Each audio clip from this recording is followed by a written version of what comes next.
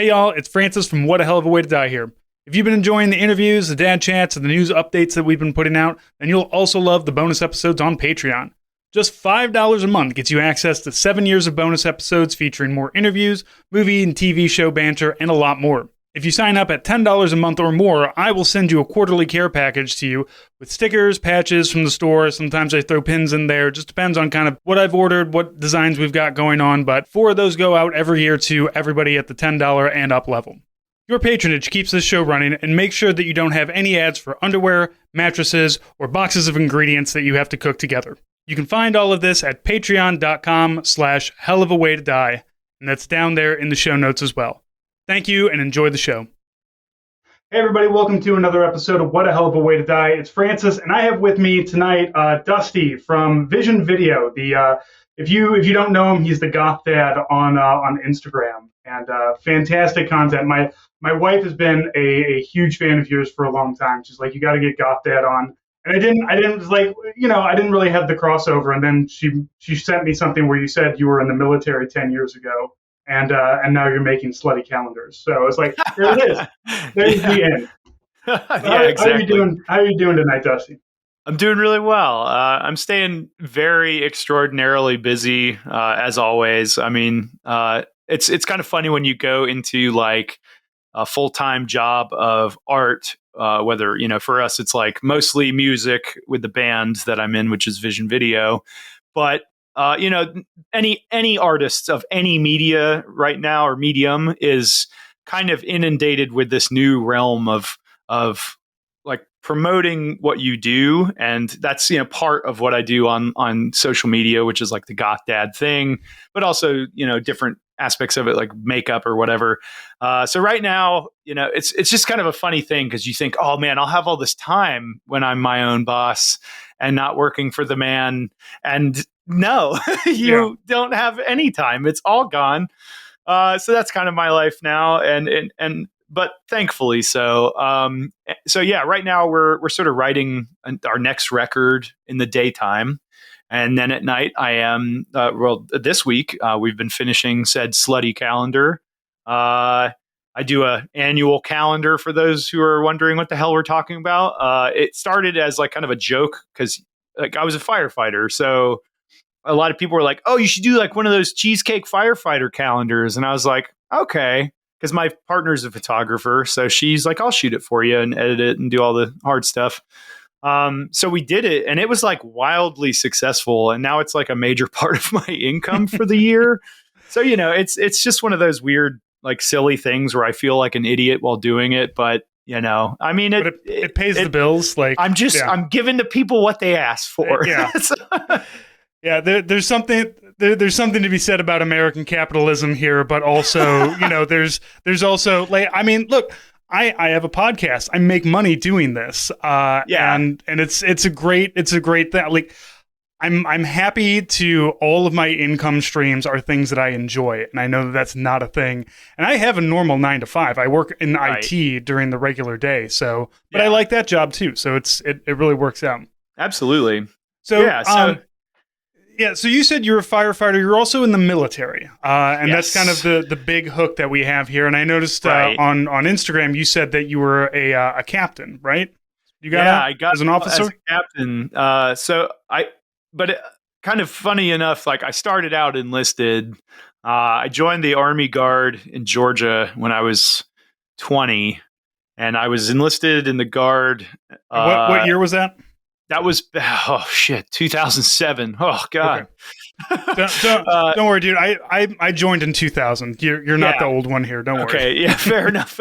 Suddenly I'm absolved. No, So I joined in 07. I was 11 Bravo Papa, if you will. I was a I went to the one airborne unit that we had in the Georgia Guard because I wanted to be an airborne. My dad was airborne.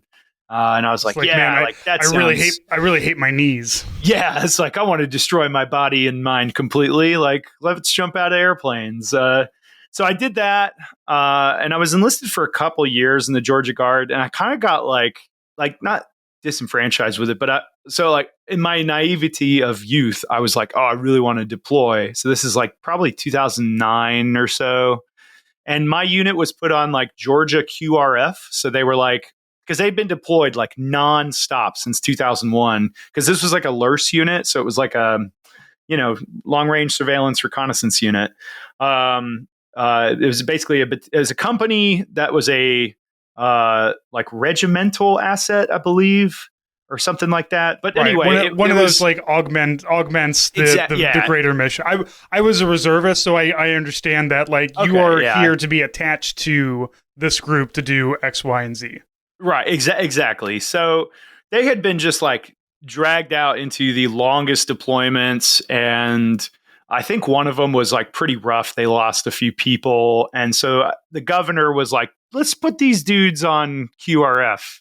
And it was like a 2-year mission, and I was like, I don't really want to be like just stuck here, because I was in that mindset, and that was that time when you went through basic and infantry school where the drill sergeants were like, dude, you're 11 Bravo, you're going, like it's going to happen. So, and again, this is a very young version of me that was just like, I didn't want to go fight even. I just wanted to experience it. Yeah, you want to go get shot at sometimes just to know what it feels like, and that is 100% like a valid. We're all 18, 19, 20 years old at some point, just like and you have that. You did the training. You've got all this training. You've learned how to shoot all these things and how to react. You want to go like put it to the test. Exactly, and I mean that was the whole point of it. People ask me all the time, especially like what I am and what I do now. People are like, why did you do this? And I'm like, well, I grew up reading like too much like Camus and Sartre and all these like weird French existentialist bullshit, like, not bullshit, but like kind of bullshit, where it's like, what is the meaning of a man? The meaning of a man is like his own self-determination and his actions and choices and like sacrifice and all this stuff. And because these were all guys that were coming out of the Second World War and had fought like either as resistance or like in the military. But anyway, so, for me, it was just like, I wanted to be tested, because my whole life up to that, I felt like I had it within me to do something like profound or do something like bigger than myself, but I had never been tested. And I just like, I was a high school dropout. I was working in a car parts factory and like at a like customer service phone line for Intuit. Like you were primed for the military, weren't you? A high school dropout with a bullshit job. Did you hate your father too? No, my dad and I mean, like maybe initially when my dad and I had like weird years of not getting along because he was gone a lot when he was in the military. And I never, when I was a kid, I didn't like get that. So he was just kind of gone for a while and then he would be back. And it was just like, who is this guy? But so anyway, like I realized real quickly that I was going to be kind of stuck stateside if I stayed in this unit. And that was when the housing market collapsed. So everybody in the reserves and the Guard just gobbled up every deployment because nobody had a job anymore or like was going underwater on their mortgage or whatever. And so here I am, like 21, 22-year-old kid. And I'm just like, well, I want to get deployed. I want to go do my job. And I talked to a guy who, and at this point I was actually in college. I'd done college for a couple of years. I got a GED, like went to school, worked my way up and got into UGA. And I talked to this guy who was like, why don't you do like, there's kind of a similar program to the Green to Gold program. But it's basically what you'll do is you'll sign an ROTC contract. And because your prior service, they will waive basically up to 3 years of that classes that you would normally take, and you just basically do the last like year. So that's exactly what I did. I went to like RTC. I'd already taken a couple classes with them anyway, just to like see what the deal was. I didn't love it. I was like, officers, these are weird guys. It wasn't like my vibe because there were a couple enlisted guys there. They were all like ex-SF or Ranger, like regiment guys. And then there were all these like officers. And I was like, some of them were really cool, but a lot of them I was like, I don't know if this is for me. But I had it in my head. It was like, okay, just do a year and a half of this and then you graduate and then you're like, you can go active duty. So I did that. I worked my ass off in school and with like the RTC thing, and I got like a commission active duty as an infantry officer. I stayed in the infantry. I was like, this is the only thing I really want to do. I was like, I could do armor or something, but I got the slot because infantry officers actually, it's kind of hilarious. Like they are begging people to join the infantry in the enlisted side, but infantry officers are like, it's like oversaturated. It's actually really competitive, and you have to fight for it, which is so bizarre to me. But No, that I mean, it's the exact same thing. It's a lot of young dudes wanting to test their mettle, but they see, the thing is that like for me, I enlisted because I rolled out of bed one time at 17, saying I have no idea what I want to do. I guess I'll go join the army like everybody else in my family did. But you were reading all of the philosophers and everything, so you have this background that most of those other officers already also had, that kind of like reading all the reading a bunch of bullshit and getting into your head of like, no, this is really cool and romantic, and you're not understanding that what they're saying is like, this is horrible, don't do it. It's horrifying, don't do any of these things.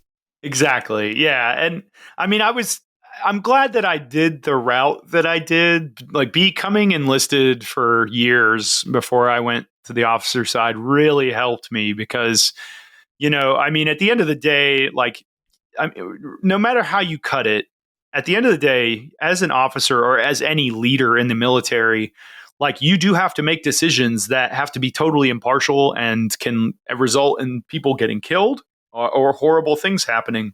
So you have to have impartiality. But to me, it wasn't about being partial or not. It was about how I viewed these kids. By the time that I took over a rifle platoon, like I went over to 2nd Cav. I did my infantry officer training at Fort Benning or whatever the hell it's called. I don't even know. It's called something else now. I don't remember either. It's good because Benning was like some Confederate douchebag. So it's like, yeah, I'm glad they changed it. But anyway. So at the post formerly known as Benning, I went to infantry officer school. I got DQ'd from Ranger school because I was on an like antidepressant medication, and I was like, "Are you serious?" And they were like, "Yeah, man, you got to be off this for like 3 months, and then you can come back." And I was like, and being you need to be depressed to be a ranger, all right? That's no. I was like, isn't that like a prerequisite? But they told me we'll put you in holdover for 3 months, and then you can go. And I was like, look, I was enlisted. I know exactly what you motherfuckers are going to make me do for 3 months. I'm going to clean latrines places. Like, I'm going to do a whole bunch of dumb shit. I was like, nah, man. And at that point in time, I already had my unit assignment, which was 2nd Cav in Germany, and I heard through the grapevine, through like a really reputed source, that was like, hey man, 2nd Cav is actually going to be on the last combat deployment, like official combat deployment to RC South in Afghanistan. And he was like, he's like, if I were you, go back. He's like, you can go to range school anytime. You can't go deploy anytime. And I was like, all right, shit. So I took Striker Leaders course and I booked it to Germany. And showing up as a 2nd lieutenant infantry officer without a ranger tab is like so taboo. It's the dumbest shit. And everybody was like, "Oh, you didn't go to range school?" And I was like, "Yeah, because like bureaucracy fucked me, and I don't like. It was just such a dumb thing." So I was like, "All right, I'm gonna do my best, and my work will be my accolade. I don't have this stupid piece of cloth on my arm, but I just have to show that I'm like a cut above." So I just worked my ass off. I took over a rifle platoon, and I mean, it was just it was overall, it was a pretty boring deployment. But it's crazy now looking back on it because like we came home and I was like, oh, I'm fine. Cause nothing really bad happened to us. But then you like years later, you start realizing like, oh, stress is an aggregate. And, my brain was rewired during that 9 months over there. And it was just like, the few like kind of crazy things that did happen, like totally altered my brain chemistry and my wiring of my brain. But then I also decided to go when I got out. So I left the active army in 2016. I took my terminal leave. I had 3 months of leave saved up, and I traveled all over the world for 3 months. And then when you leave the active army as an officer, it's like they're begging you. They are begging you, like groveling at your feet to join the reserves. And they're good at it too, because like I had applied to grad school back in Athens in Georgia because I knew I wanted to come back here and like play music, but go to grad school and like figure out what the hell to do from there. And they were like, well, what are you going to do for money? And I was like, I don't know, like use my GI Bill. And they're like, it's not going to be enough. And I was like, I mean, you're right. And they're like, well, you're first lieutenant promotable right now. You'll make captain as soon as you get home. And I was like, okay. Well, it's 1 weekend a month, 2 weeks a year. Well, it's not a bad gig. The crazy part was, and this was technically true, was that they said, okay, well, look, here's the deal. If you go and you do it for 2 months, your MSO, like your 8-year obligation, you've already fulfilled it. Because at that point, I'd been in for like 10 or so years. And they're like, you can literally just leave. You can sign one form and then you're done. You resign your commission. I was like, oh, okay. It didn't work that way. It's never no. That's no. Are you telling Dusty? Are you telling me the recruiter lied to you? Yeah. Well, it's actually not even that. It is actually literally one form for an officer to resign their commission without an MSO or when the MSO has been fulfilled. But the packet that goes along with that form, when I did finally resign, I turned that in, and that was during the lockdowns and COVID because I was. At that point, I was a paramedic firefighter, and I was like, I'm done, man. Like, I don't even want to do this anymore. Like, I'm knee deep in this thing. Here's my resignation. And it sat on somebody's desk in an S1 for 2 years. And they literally told me, like 2 months after I submitted it, they're like, you're good to go, sir. Have a great life. A year and a half later, I got a call from a captain and was like, Captain Gannon, this is Captain so-and-so. I won't say names, although I can now because I'm a civilian, but I won't because I'm full of spite, but not that much. But anyway, this guy was a real fucking douchebag. I'm sorry, can I curse? Am I allowed to? Yeah, you're fine. Okay, awesome. You're good. So he's like just a total douchebag. And he's like, Captain Gannon, this is Captain so-and-so. And I want to paint a picture. Now, this guy had been in for 10, 12 years, never deployed. And not that you need to deploy it. Like I don't care. Nobody cares. I know, but if you were there for that long, man, you did something to not go. Like, even if you were a fueling guy or what, like clerk typist, that's not even an MOS anymore. But like, if you were something crazy, like the most obscure thing, you would have gone within 10 years. So anyway, this guy was like, you coming to drill? Because we got you on the roster and it looks like you haven't been here in a long time. And I was like, wait, first of all, you're a peer, man. Like, I was like, second of all, I'm out, dude. Like, he's like, no, you're not. He's like, we looked you up in the system.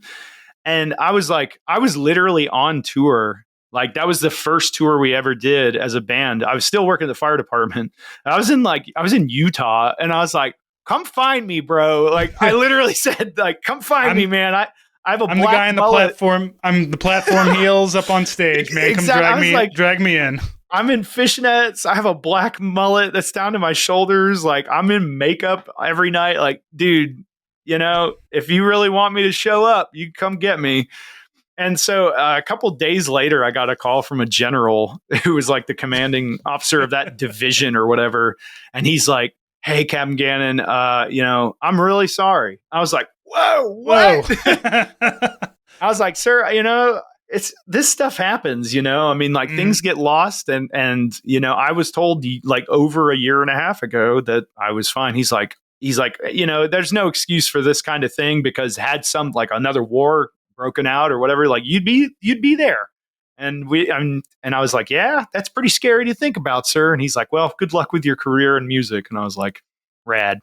But so anyway, like my experience with the reserves was very weird because it's like, it's so bizarre to me because so I went into a unit that was a drill sergeant unit. So basically we would train reservist drill sergeants to take over a rotation once or twice a year, depending or more if they want to. But that basically is a contingency plan. It's a strategic contingency so that if there's a major war, they can take all the active duty drill sergeants because they're really good, highly trained, highly professional soldiers, and put them back in their line units. And then you suck in all these reservists to actually keep the machinery pushing out new recruits. And it's so weird because like at face value, you have all these like really, really intensely passionate, like good soldiers. Like I took over a company at one point. I did a company command for like almost 2 years, and I had all these amazing NCOs that were like really good, NCOs, really great drill sergeants. But then like you try to get anything done in the reserves, and it's like you're just asking for like the most preposterous thing to just get like an award done. Like like things that happen every single day on active duty that are like an afterthought are like big emotional events in the reserves. And I was like, dude, I am so tired of this. Like, and what really broke the straw that broke the camel's back was I had a soldier have a mental health crisis based on combat. Like he was from the regiment. He had a mental health break, was a danger to himself, self-identified because, he felt comfortable enough talking to me because he knew that I was, from the active army and infantry guy. Like not everybody in that unit was infantry. And he was like, he was in trouble. I mean, he was in danger, and it took a year to get him adequate services. And the like in the interim time of that year, like the first 3 months of that, like we immediately got him into a hospital, but then he started getting bills from the hospital, and I'm giving these bills to the S1, giving this stuff to the chain of command. I was like, pay this because they are going to levy stuff against him. This is going to affect his credit. This is going to affect his business. Like, and they just it's going to affect his mental health. And it was getting worse and worse and worse. And then they started expecting him to like come in when he was not in the hospital. And I was like, what are you guys doing? Like, what are we doing here? Like we had this, I'll never forget that. This is actually one of the first moments where I realized that my time, because I was 5 years from getting that 20-year pension. And there was just this like very succinct moment where I was like, I'm done. I don't want to waste another day on this, because we were very, very close to helping this guy and getting all these bills covered and getting him like benefits too. Cause that's the big thing, is he needed long-term benefit. He needed to be medically discharged, and he needed to be given 100% disability and like anything he needed, and we were this close to that happening. But I kept hitting these like weird walls of resistance through the S1 and all these like bizarre signature authorities. And like, it was just this like catastrophe of bureaucracy. And I had to do a battle update brief or no. It was like an annual brief of some sort. I can't remember exactly. Some big brief though. And I was briefing the full bird, who was the like regimental commander. And this is during the lockdown, so we're all on the phones. Like it's like a huge phone-based meeting, and I remember going on the phone, and I could say this now because I'm a civilian. I literally cracked open a beer, took a drink, and was like, "Well, sir, I have all this like PowerPoint stuff it's in your inbox, and you can read it at your leisure. You can see what we're doing. We're meeting our requirements, all our PT, blah blah blah blah blah." I mean, it was a little weird because it was lockdown pandemic time, but I was like, and I could brief you on this for the next 30 minutes, but I'm going to talk about soldier so-and-so because that's more important right now. And nothing is being done about this. And I went on a tear, and I didn't throw anybody under the bus because I don't want to be that ever want to be that guy. But I was like, this isn't happening. This isn't happening. Every time I try to do this isn't happening. Where's the signature on this? Where is this coming through? Like and I just laid into the system. And at the end of it, I was like, and the reality of it, sir, is that it's real simple. When this soldier kills himself, it's going to be my fault. It's going to be my commander's fault and it's going to be your fault. And that's because we failed him and are failing him right now. And there was just this like silence. And I was like, I'm going to get fired. And then the regimental commander was like, you're 100% right. You're 100% right. And he's like, I've heard of this happening. I've been aware of the situation, but I'm going to make this a priority now because obviously there needs to be a higher ranking person that brings this up to ubiquitous. Yeah. And exactly. They need somebody more than a captain. Right. And it was, but it like, that was it. That was when I was like, dude, I'm done because like we can't even, because the military has created so much bureaucracy and so much red tape around just simple shit, like whether it's DTS, like trying to get a travel voucher to go do training that you're being ordered to go do, to like doing something that extreme where you're trying to help somebody in a very literal way. And I mean, I don't know about you, but like when I was deployed, I had no, at that point, I had lost any sense of like, I'm protecting America. I'm doing this for freedom and democracy. None of that mattered to me. And I didn't believe in it anymore at that point, but I did believe in helping soldiers. And I still believed at that point that if something happened to me or one of my guys and I lost a leg or an eye or whatever, when I came home, I'd be taken care of. And then one of these guys would be taken care of. And most of the time, that does happen. Like most of the time, if somebody's really, truly fucked up, they will take care of you in a sense. But it has to happen every single time, or else it's a hollow promise. And the VA and the military just fails a lot of these people. And it's just so heartbreaking because it's like, even if you don't believe in this like sort of broad idea of like what we're doing overseas, like be it Afghanistan or Iraq or any future conflict or past, you at least hold on to that concept that like I will be provided for, or my family will be provided for, and that's not always the case. Yeah, and that's why. That is one of about it. Yeah, that is one of the like strengths of the U.S. Army is that you are taken care of, you will be taken care of. You're not going to get that in the Russian army. You're not going to get that. You're not going to get that in. Like I had a friend who was living in Armenia, and he's like, the Armenian military doesn't get any of that stuff. He was in the American army, and he got hit by an IED, and no matter where he lives now, he lives in the Netherlands now, and still gets a paycheck from the government because he got fucked up by an IED. And it's always a lot easier, if you get hit by an IED and like you said, you lose a leg, you lose an eye, you get traumatic brain injury. But the combat stress is a harder one because when I came back from my second deployment, I did not like, I was like, well, it wasn't that bad. It wasn't that bad of a deployment. I'm public affairs. Like I wasn't in direct combat or anything like that.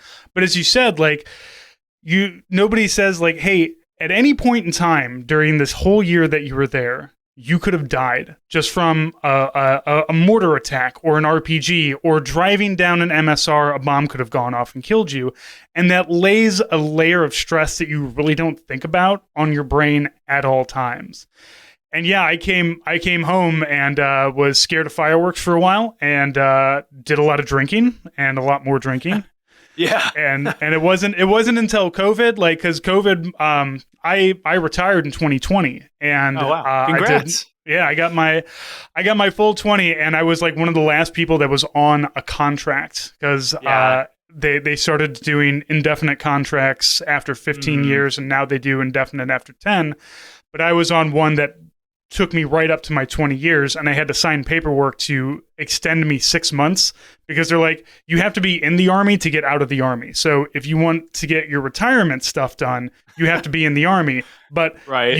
you are going to be done on your 20 year date. So we have to keep you in to get you out. And thank God I had a good S1 who was like, no, I will get you the fuck out of the army. Don't worry. Cause he knew I didn't. And I was at a point where I'm also like, I know that I'm not defending anything here, but also I was in a unit that wasn't ever going to deploy again. My last 10 years was sitting around doing a whole lot of nothing, but I did at least like, I liked hanging out with soldiers. I was a staff sergeant. I liked hanging out with the younger soldiers. I liked training them, and I liked having them train me on stuff. I don't know how to PMCS and LMTV. Show me how to do it, specialists. Go through the book with me. I've never done it before. What the hell else are we doing out here? So but yeah, there are a lot of I have seen a lot of failures as well, and it's disheartening, especially when it's it's not the invisible wounds as they call it. Right. Yeah. I think it is interesting though. Like you brought up like other countries, soldiers and armies and stuff.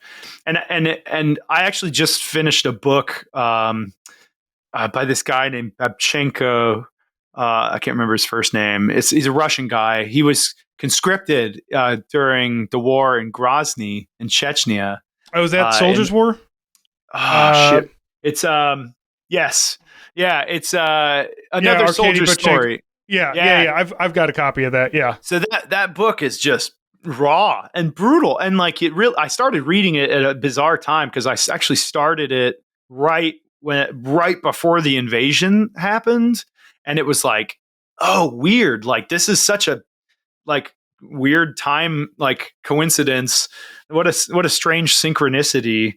Because I was having this like bizarre insight to like what it must be like to be a Russian soldier.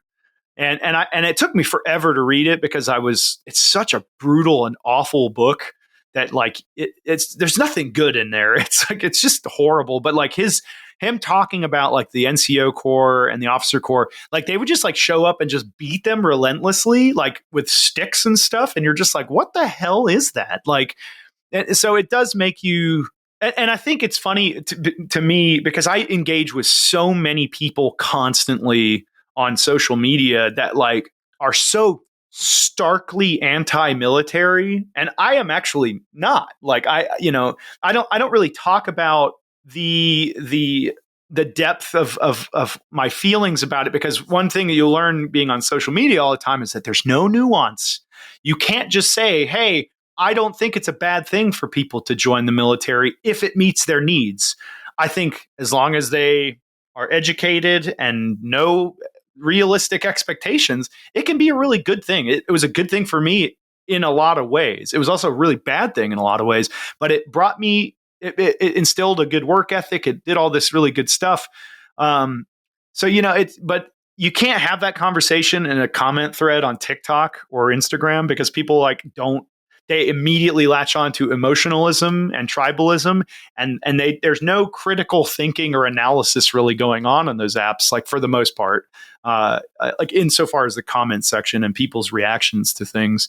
So, but to me, it's like, it's just such a funny thing because while we are probably, I would argue, one of the most like compassionate military forces in the world, insofar as the actual military. I'm not talking about the politicians who run the show or the military industrial complex that runs the show. I'm talking about the leaders and the rules and which we govern like internally, whether it's, like helping like localized communities like build wells and stuff like that, to as extreme of an example as like minimum safe distance guidelines on using guided munitions in populated areas, depending on what the target is. And again, I always kind of lay in the middle with all this stuff, but it is funny to me that like we are really insofar as everything that I've seen, we are one of the best examples of how a professional military should conduct itself in combat and otherwise. But yeah, it's such a like weird thing that you like, and it's great that I really appreciate you having me on here, because these are not conversations that I get to have a lot anymore. No. And that is one of the, because my co-hosts and I and all the other people that we have on here, we're military, and we're anti-military in that we say you probably shouldn't join the army because the army's never going to love you as much as you love it. But if you are going to join the army, there are ways that you can do it that isn't going to really fuck you up. And I don't like I don't like, the war criminal soldiers that we have, because we got plenty of them, but I'm not gonna sit here and just like, oh, you joined the army and you did postal shit for 8 months in Afghanistan, you fucking baby killer. Of course not. No, of course. There is, and there is, a you're part of something that other people don't understand. I can say PMCS and LMTV and you understand what that means. Oh, yeah. My wife understands what it means, but like her friends wouldn't. There's a language there, and I don't like the self-flagellating soldiers who do the you could say, yes, we shouldn't have been there, sure, but also admit that you had fun. I got to shoot grenade launchers. Like, yeah, when am I ever going to do that? Yeah. Like shooting a Mod Deuce, 50 cal machine gun is objectively amazing. Not at humans, but at static targets or moving targets. It's fun. Yeah. And there's a lot of really cool, like intense, amazing experiences that you can have through the military. But yeah, I mean, it's just like, I think at the end of the day, like, I mean, I even look back at Afghanistan now, and when I left, I was so angry because we were at such risk all the time. And I realized that nothing bad happened to us because basically like a little bit of skill and a whole lot of luck. Mm-hmm. And that just dug into my skin because I didn't see the point. I didn't see like how playing this empire game and nation building and just sort of like perpetuating this business that the war in Afghanistan in particular had turned into. Because, I remember when I got to Kandahar Airfield and I got into that boardwalk and there was like the TGI Fridays and like the fucking Burger King. And I was just like, what is this? Yeah. And then further, you see all these contractors and most people think like, oh, trigger puller, like Blackwater. No, it's the people that fix the trucks, the people that serve the food, the people that do the laundry. That it was a city of 50,000 people and like maybe half were soldiers. And so I came home and I was like, why? Like, what is the point of this? But then you look at it now and I'm far removed from it. And I'm a little older, dare say maybe a little wiser. But I look at it now as the catastrophe of what, like, especially women or femme presenting people or like people that don't believe in Islam or don't believe in that version of Islam, this extreme fundamentalist version of the Taliban. They grew up like an entire two generations basically grew up without the Taliban, and now it's back.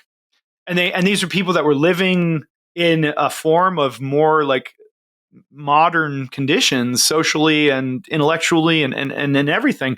And then all of a sudden that's been yanked away from them. And that's really horrifying. And I'm, and I don't know what the answer is. I certainly don't think staying in Afghanistan was going to solve anything because it was flawed from the beginning, but it's just such a, it's so upsetting to me that thousands of good, like wonderful people on both sides died awfully for what, and it's like, and we just sort of went, see you later. Not our problem anymore. And then we abandoned like billions of dollars of shit, which is like a whole nother thing. But it's that those are the things that I remember and I go, okay, well, there were reasons and there is there are things worth fighting for. There are ideas worth sacrificing yourself for. But they have to be real and they have to be upheld and they can't be, I think that's maybe what I hope we will finally learn after this sort of second Vietnam that we've just experienced, because that's what it is. Like, if you go watch like Ken Burns' Vietnam, have you seen that series, the documentary series? It's been a while, but yeah. Oh my God. I watch it once a year because it's about the war, but it's about the 60s and it's about change and culture. And it's about all these like really heady things that happened around the war. And the war was sort of the nucleus of change. But, the same exact things that they did back then, we did it again. it's in a different auspices, but just this unbelievable mismanagement from the war back in Washington, and soldiers on the ground saying, "Hey, this is what's really happening. These are the conditions." And then the politicians going, "Well, we can't do this, we can't do that." It's like, you sent us to the war. We need to fight this way, and we will win it. And then nobody listens. So I'm hoping that there's like at least some sort of like subconscious collective, or maybe conscious collective shift in the way that, like, doctrinally and politically and culturally we view war, and we view like the necessity of war. And I think that conversation is like happening now too. It's like, yeah, with Israel and Gaza, absolutely, because it is, and there are still, like, you can still see the anti-Muslim sentiments ramping up again. But at least there's a lot of people now who are just like, whoa, wait a minute. Carpet bombing a populace is not how you win. That's how you make more. That's how you make more enemies. Like, I'm sorry, if you came in and you bombed my house and killed my daughter, you've made an enemy for life. Yeah. Like, I will. You might as well come kill me, because I'm not going to stop at this point. Exactly. And I do think that nowadays, at least, there is a louder push against a lot of that stuff. Yeah. But I'm gonna tell you something, Dusty. I was there in Afghanistan when that first Burger King trailer showed up, and it was heaven. All right, after the DFAC food, they showed up. There was a line down Disney Drive like you wouldn't believe, man. It was wild. Yeah, and that's not to say that's a bad thing too. Like, I mean, I think modernity provides. There is no better power projection than to be like, I can put a fucking Burger King anywhere in 24 hours. I don't care where you are. I will see I'll see 17 a Burger King in. We'll crack open some Coca-Colas. Like, if we can't hard power it, we will at least soft power all over the place. Right. I mean, I think, and I truly believe, and this might sound completely insane to some people, but I think you'll agree with this. I really truly believe that 30 years from now, there will be like Afghanistan and Iraq will be the most modern countries in the Middle East, other than like the ultra elite, like, UAE and all that shit. But that's totally different. But they will be night and day what they are now, and it's because they've been sort of infected with this like Western cultural shift where they're like, oh, this is actually really nice. Yeah, this stuff is kind of cool. I can say things and not be disappeared by the government. Like, and not to say that our government doesn't do that, but it's not as much. Like, you don't. Yes. It doesn't happen at, like, I can come onto this podcast and say whatever. The FBI is not going to come knocking on my door about any of it. So exactly. It is like, certainly, like, and I don't want anybody who's angrily like typing up an email to either one of us right now. This is not to say that there are not plenty of things with America and the American military that could use a lot of improvement, and we could do an entire series on shit like that. But comparatively, like, I would rather join the U.S. Army than any other army, because agreed. I can get a Burger King somewhere. Although the Brits had really good dining facilities in Afghanistan too. I remember that at CAF they had the best one. We went to the British chow hall all the time, and I was like, "Are we even allowed to go here?" And they were like, "I don't know. You just go pip cheerio. Anyway. You'll be fine." Yeah. Did you see Pooh Lake? Oh yeah. God, I never got horrifying. Down that far. I never got down that far south. I think as far south as I went was Kabul. Yeah, we when you get there, if you are in RC South, you stay in a transitory tent, like semi-permanent Alaskan tent structure thing for like a week, and then you go to your assignment. So I was in like Kandahar City. I was in Fob Walton.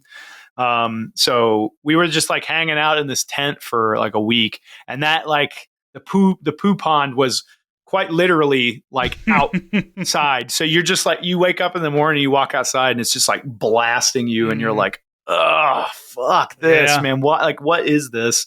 So yeah, that was, and then when you leave, you do the same thing. You're like, oh, but it's like a welcome sight because you're like, we're leaving. Fuck this place. Yeah, I we went through Ali Salim, which was one of my favorites air bases to go through because the 24-hour chow hall, and Nice. it was the only place that like you could get real milk. Like I spent in Iraq, it was all that shelf stable stuff, and like that's it. And then you come in there, and I can't drink milk anymore because my body is old and dying. But at least there it was just like showing up, and it's like it's 2 o'clock in the morning. Like it's fine, chow hall's open. You can go get it. You go make a sandwich, and making a sandwich and getting like 5 chocolate chip cookies and 3 things of milk, and giving myself a really bad tummy ache. You know, as because you know a soldier in those situations does not know when to stop themselves. Right. Oh, absolutely not. So you got done with the military. You went into to do paramedic. So what were you in college for to become? If you become a paramedic, I know that's at least a 2-year degree. So basically, when I went into the reserves in 2016, I like I mentioned, I did my terminal leave. I did 3 months of traveling. I came home. I like went right into that reservist drill sergeant unit, and basically, I had applied to grad school for a social work degree because I had it in my head that at that time, nowhere near this anymore. But I was like, I could become like one of those MFlick people that like social workers for the military and like talk to vets and like help them, you know, because I've been there and I know. And then I pretty quickly realized that I didn't want to do that. I was like, I don't really want to talk about this stuff forever, you know. At a certain point, you're like, I don't want to be around other soldiers. Yeah, exactly. You're like, I've done that enough, I think. Yeah. But so anyway, I was waiting on. I got waitlisted because the social work program here at UGA in Athens is like tiny, but it's very well reputed. So it's like, you know, they were like, yeah, you'll probably get in, but you're waitlisted for now. So I was like bartending, which is a skill I picked up along the way, and I was just kind of like hanging out at the bar one night. It was like a Monday night, and this regular came in. I used to work at this like really nice kind of like classy kind of import beer and like really nice cocktails and a huge whiskey selection. So it was a really nice place. There's a lot of fun working there. And this regular came in, this awesome guy named Michael, and I really, really love him.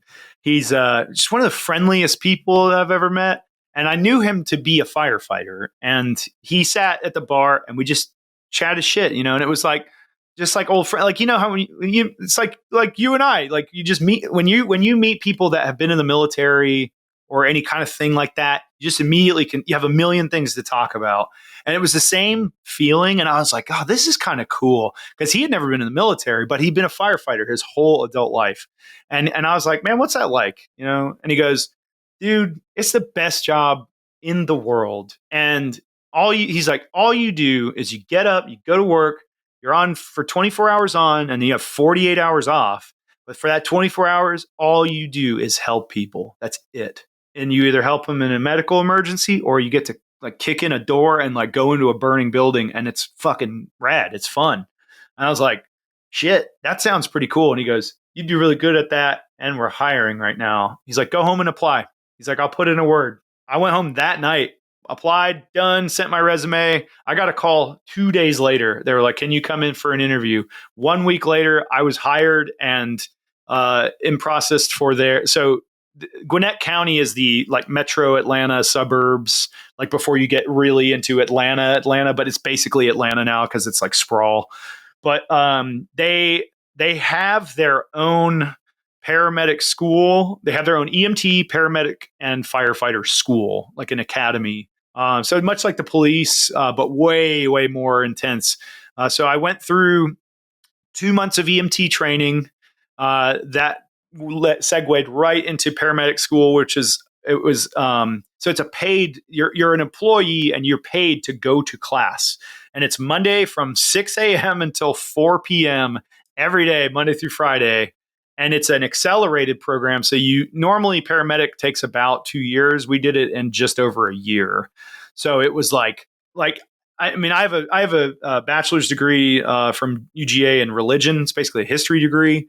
And it held no candle to the difficulty of paramedic school. I mean, it was rough. I was like, holy shit, man. Cause it's, and you realize like the importance of every single piece of information, like this drug dosage. Oh, if you get this off by 2 milliliters or whatever, 2 milligrams, like you will kill this person. Okay. This changes things. So, went through that. I did pretty well in paramedic school, finished up like fire school is like just a couple months. It's not very long. But it's intense. It's physically insanely hard. It challenged some of the hardest things I did in the military. I mean, because it's 70 pounds of shit, but it's just the heat that when you're in even a simulated fire, it's so hot and you're like, holy shit, I didn't know you could be this hot. And then when you go to a real fire, it's like way worse. You're like, oh my God, like how is this real? But yeah, so like, I did dual duty. Because everybody basically is at least an EMT. So you usually basically do one shift on the ambulance, one shift on the engine. In your beginning phases, you're more on the ambulance because you got a lot of like precepting to do. But once you're a few years in, you're kind of back and forth like regularly. And I mean, it was amazing. Like it truly was what I needed to do because I was looking for something that felt like the military, something that had that camaraderie and that had the essence of like, hey, I'm gonna if you go down in that fire, I'm going in and I'm getting you out. I don't care what happens. I've got your back. And that, and the people, and you trust them, and there's just that unspoken bond that comes from those kinds of environments. But then there's the nice thing for me was that there's no moral gray area about any of this. Get up. There's no gun. No gun. There's no gun. There's a water gun. It's you get up, you go on shift, and like Michael said, all you do is help people. So I loved it, and I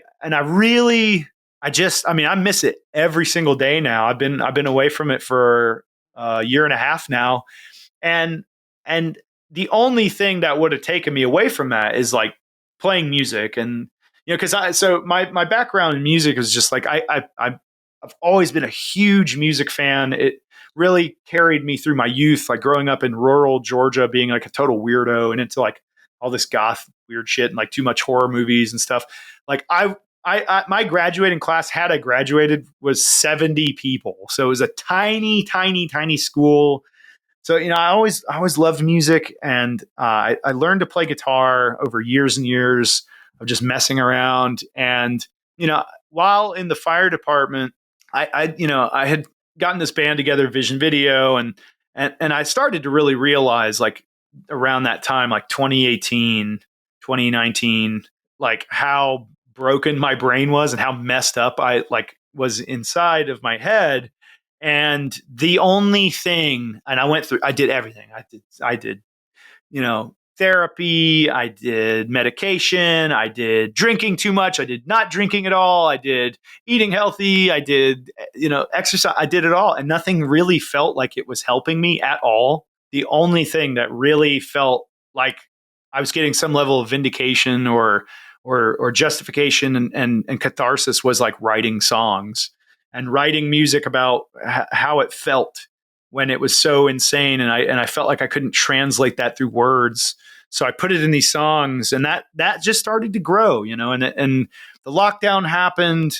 COVID was just a total unmitigated disaster. Just so many people dying needlessly because the system broke down.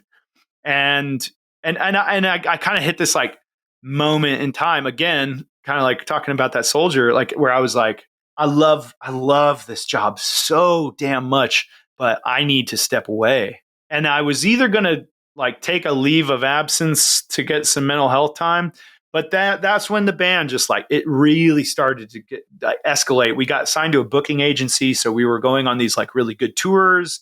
And the more that we toured, the better it got. And we started to make like actually a little bit of money. Like we still don't make like crazy money, and that's not the point. But it got to this point where it was like, okay, this is sustainable, and this could go bigger. And I want to see where this goes because this is such a rare opportunity.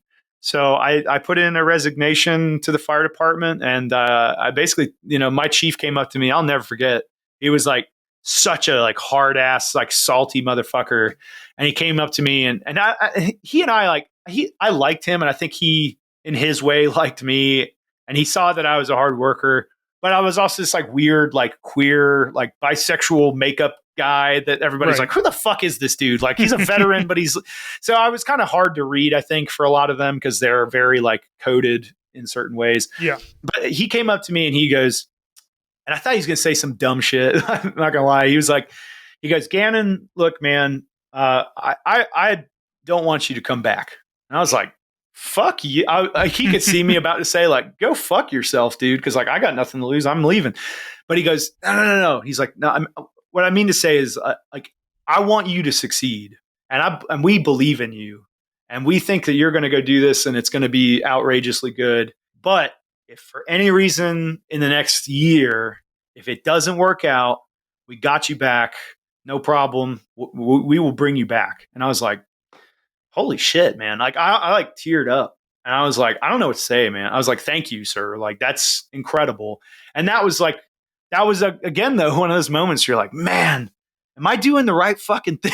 Like, because this guy who, by all accounts, like we would not be friends or get along in any other environment because of like politics and social shit and all this like dumb shit that doesn't matter, that divides us. But here and now, it's like he's being real with me and he's being honest because he values me because like I worked my ass off while I was there and I did some really cool things and I showed my true mettle to a lot of those guys, and it's just like, oh God. And I still think about that a lot because the music industry is full of snakes and shitty, like fake motherfuckers that are just trying to be famous or trying to get a lot of money or whatever it is. And it's like, God, just having conversations with those, there's so many good people in the music industry, but like, there's a lot of these people where you're just like looking at them while they're talking and you're like, dude, everything you say is just total fabrication. It's just total bullshit. And, when you've been in the military and you've been in the fire department, you get a really good bullshit detector. Your radar for bullshit is like outstanding. And, it's like, but it's all worth it because like we go play these shows and I get to like get this stuff out in a very physical, literal way and play these awesome songs that I love every night with good people. And then people come up to you and they're like, hey man, like I was never in the military, but this song like straight up saved my life. Or I do get a lot of vets and I do get a lot of firefighters and they come up to me and they say like, man, this stuff is so important because I have always been kind of a weird alternative person, but I never get to show that side of me because I'm in the Army or because I'm in this fire station. And I don't want to be known for that, but I still love this stuff. And I appreciate what you're saying. And so like all that just sweeps all the bullshit away. And you're like, man, this is the coolest thing in the world. So yeah, my very first NCO was a weird motherfucker who, one time we were, I was 18 years old, me, and he was he was like I think mid-20s or so, and I was in his car because we were going somewhere, and I found pictures of him like in black lipstick, and he just had that like he had that look of horror. I'm just like, Coker, this is so cool. What are you doing? He's like, oh yeah, that's why I was at a Deicide concert or something, and I was just like, oh, you can be fucking weird in the Army. Okay, cool. Yeah. Like that's that, and I mean, I'm not. I don't do the whole dressing up with the goth thing, but I am different and in my own way, and it's nice to know that other people in the Army are, and I'm sure that now that you're away from all that, you have done all of these things where you've proven yourself and to other people, and now you get to really let the freak flag fly, but yeah. But also, you're in your 30s though, so it's like you also know how to keep it on a even keel to where you're not going to like OD in a bathroom somewhere. Right. I mean, I think about that a lot too. Not ODing in a bathroom, but but specifically like how I would have handled any of this had I been in my 20s. And I don't know that I would have handled it very well because, like, A, it's unbelievably stressful. Like, it sounds really lame, but it's true. It's like, we're an independent band. We run everything ourselves. Like, I do 90% of the work myself. Like, I mean, I love my bandmates, but holy shit, man. Like, I do the social media, I do the merch ordering, I do the interfacing with the booking agent, I do all the bullshit that sucks to make the cool thing happen. But, you know, so there's like the stress level that I don't think I would have been able to handle. But now I'm like, every time I get really, really upset, I like to go, well, nobody shot at you today. And you didn't have to go into a burning building today. And you didn't have to like tell somebody that their loved one is dead. So that's pretty good. Like today is a good day. And so there's perspective. But then like, just like, yeah, like not doing dumb shit. Because when I was 25, I was doing dumb shit, and I would be like, you have to start to recognize like, and I feel like everybody, this happens to so many soldiers too. Like when you're out of your 20s into your 30s and the military is so bad about just aggressive drinking. Everybody is just such a like blatant raging alcoholic, but nobody wants to admit it because it's institutionalized. It's like you go to the grog ceremony and like the entire chain of command is like fucking obliterated. And you're like, this is fun. It's like, is it though? I mean, it's kind of fun, but it's also like you wake up the next day and you're like, oh no, this is bad. And then you go into your 30s and you're like, wow, the party eventually ends to a degree. I mean, you can still have a lot of fun without just destroying yourself. And I'm just so glad that like I have this like temperance now that I can go out, like have a couple drinks, enjoy playing a night of music, meeting people, and like have a good time. But then like when there's always that like light in my head now, and I've gotten really good at it when it's like, because sometimes, we're nightlife people. So like it's 3 a.m. or 2:30 in the morning or whatever. And it's like, hey, we're in, LA or New York or whatever. Let's like, the bars are open till 5. Let's go to one more bar. And I'm like, nope, you guys have fun. I'm going to bed. Like, and I really value that about myself now. Because like, yeah, it's unsustainable. It's not something that you can continuously put yourself through. And when you see the people who do, it gets to, because I'm 40 and my wife is in her 40s as well, and you still have those like 1 or 2 people who are still hitting the bars like on a Tuesday night. And you're like, I think you just get a hobby, go paint little Warhammer figurines or something, Dude, Warhammer's great. I grew up playing Warhammer. I always said that when soldiers are transitioning out of the military, we need to give them all of the transitionary. Here's how to get a job. Here's how to write a resume.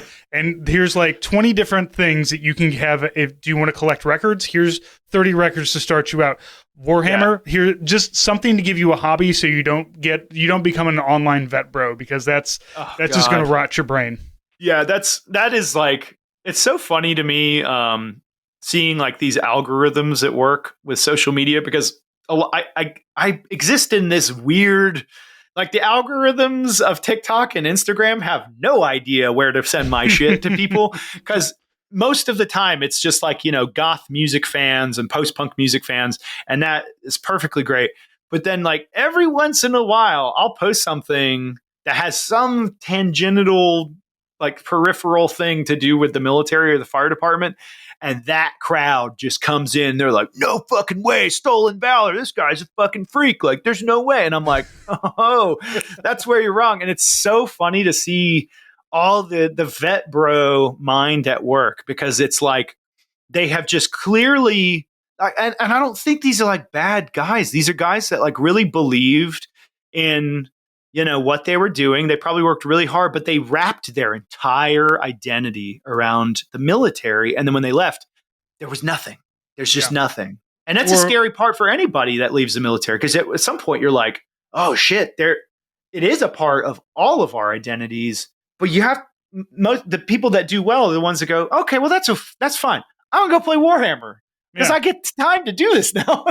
Yeah, I'm not going to wear my wife is always threatening to get me one of the veteran hats, and I said, look, I was involved in OEF, I was involved in OIF, and I was right. for 3 days I was in Iraq for Operation New Dawn. So technically that one counts too. Like I get 2 stars on my Iraq campaign ribbon because of that. Nice. And I was like, I'm not wearing it unless you custom build a hat for me with all of my bullshit on it.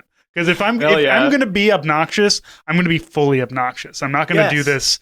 I'm not going to do this like just one thing. But the other day we were at Longhorn Steakhouse, and there was an old man there wearing a veteran hat, and it had the NDSM on it, the participation trophy that we all get for showing up. And I was like, I love that one.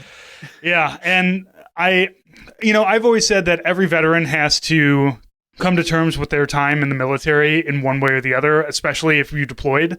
And for some of us, it was a time in my life. It's not the time in my life anymore. And there's some people who, they need to have that, like, there is a purpose for this. And if you tell me there wasn't a purpose for it, fuck you. I'm fully invested in this because I don't know how to say this was a mistake. Or maybe they truly don't think it was. I don't know. But I don't understand how anybody can have gone through what we went through and say, no, that was a great idea. That was everybody involved had the best intentions and was very smart. No, absolutely not. Yeah. I think it's just literally sort of blind delusional acceptance of circumstance, because that's that is a thing that I realized, when I was in like the irony of my story with the military was like, so I was in college studying Eastern religion, like Taoism, Confucianism, Zen Buddhism, Shintoism, Zoroastrianism, like all these like bizarre old religions. And I will never be like the white guy. It's like, I'm a Taoist now, like whatever.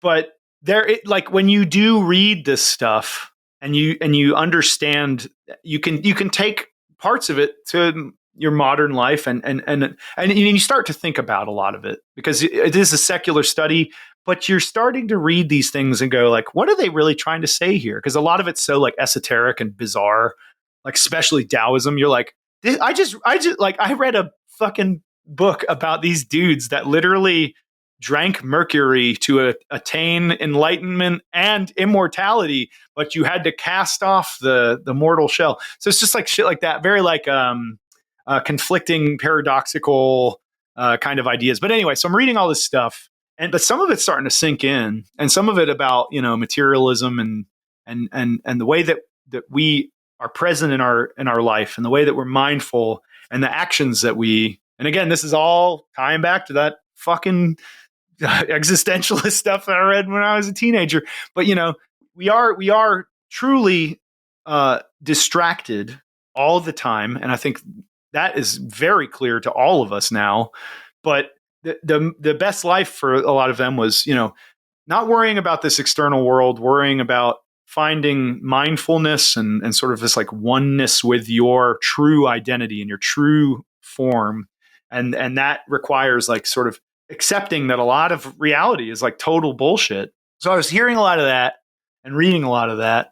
And then the irony is that the Army made me go, they were like, you need to go take a military history course. It's a prereq to become an officer. And I was like, I have a history degree. And they were like, you got to do it anyway. Just take whatever. So the only class that was available was Modern Warfare 1500 to current day. And it was this amazing professor. I can't remember his name off the top of my head. He was such a profoundly awesome lecturer, but the whole class was literally just, this is how empires rise and fall. And it's almost always because of military overreach.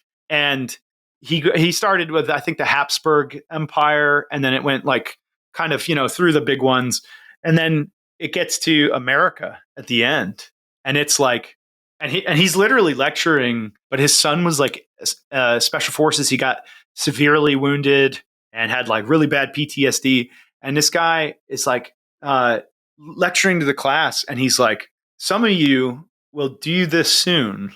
and you will watch this empire decline, and you'll watch all the things that you've spent the past 3 months learning about happen. And it was literally like a button had been pressed in my head, and I was like, I don't want anything to do with this. When as soon as I can find a clean out, because I can't just be like, I don't believe in this anymore. Ruined my life. Like let me go to prison. Like I was like, I had to be reasonable, and I grappled with that so hard. And there was one point where I almost applied for conscientious objection status, because I was like, I don't want to go to war. Like I don't believe in this. I don't want to kill anybody for this. Like, are you fucking kidding me? Or be killed for this? Like, what is this? But then I got my platoon, and I was like, none of it matters anymore. None of it. My life doesn't matter. None of this shit matters. And then again, ironically and paradoxically, this is all a big synchronicity of Taoism. I looked inward and I said, the external doesn't matter. The only thing that matters is that I go over there with these 30 guys. We conduct ourselves to the best of our moral ability. We make decisions based on what is right, what is best.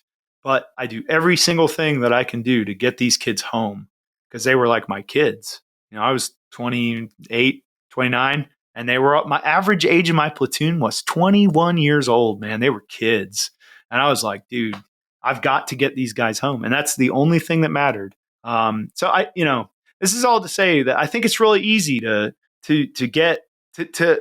experience something like that. That's so emotional. Like even now I think about those kids, and I just have so much love in my heart for those 30 guys, and I would do anything for them still to this day. It's been 10 years, but I think, you have that sense of emotion, that experience.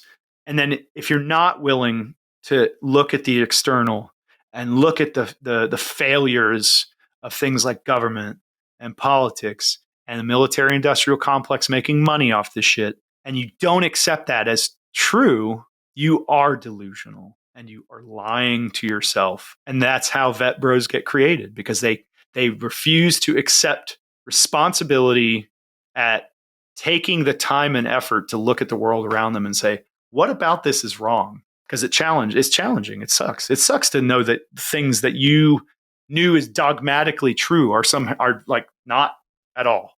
Yeah. And that fucking hurts. It's terrible to learn that you were wrong, and it's hard to admit that you were wrong. Yeah. Well, Dusty, I want to thank you for coming on the show, and this has been fantastic. Thanks, and man. Yeah. hopefully we'll get you back on in the future as well. Dude, anytime. Yeah, Vision Video, Not Your Dad's Depeche Mode, is some fantastic stuff. Where can people find you? So like the hub for all of our stuff is like visionvideoband.com. You'll find links to, like, we sell our own merch from that. We run that store online. So there's like records and t-shirts and stuff. So if you want to support us, that's like really cool. And that goes 100% to us.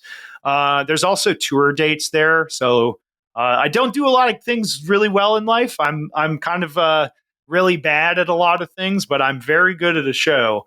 So I promise, if you like what we've been talking about, and if you agree, or even if you don't agree, but you're interested in like post-punk music, basically, if you like The Cure, come see us. We have a ton of dates coming.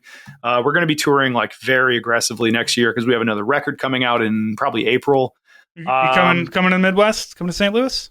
Louis? We are actually for the first time. We're coming for the first time. So you'll be on the guest list with your wife, and you guys got to come. And but yeah, and then there's also just links to all the like ridiculous social media shit. I do a lot of I do the character your dear old goth dad, which is the Midwestern like joke, but and another ironic point. Yeah, exactly. Yeah. So if you want to watch a 37-year-old man embarrass himself daily on the internet, there's that. It's free entertainment, it's readily available. So yeah, visionvideoband.com is, and that also links to our like Spotify. The most important aspect is just like the music, then we're on every single streaming platform. So if you just type Vision Video, you'll find it. Beautiful. Yeah. Dusty, thank you so much. Everybody, thank you for listening, and we'll talk to you next week. Yeah. See you, man. Thanks.